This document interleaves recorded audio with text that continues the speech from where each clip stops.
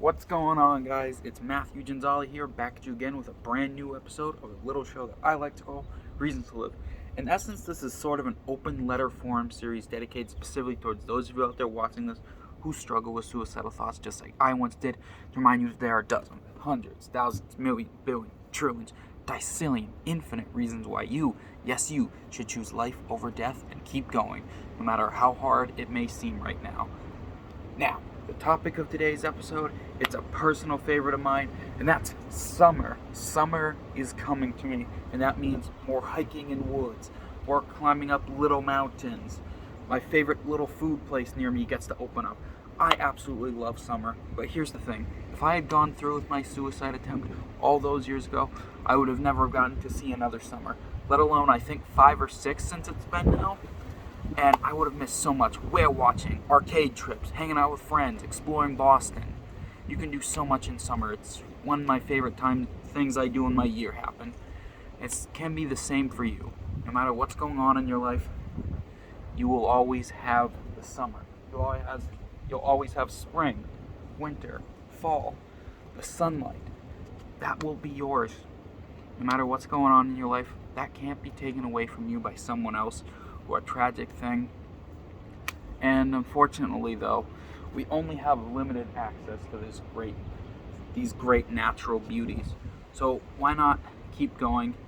Keep it as long as you can have it. Because some people have unfortunately had these things taken away from them too soon. Don't be like that. If nothing else, live for the beauty. Live for the seasons. Live for getting outside in the sun.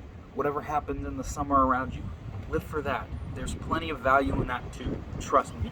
Now, it's a little windy. Before you get going, I put 5 mental health resources down in the link in the description below that you can use.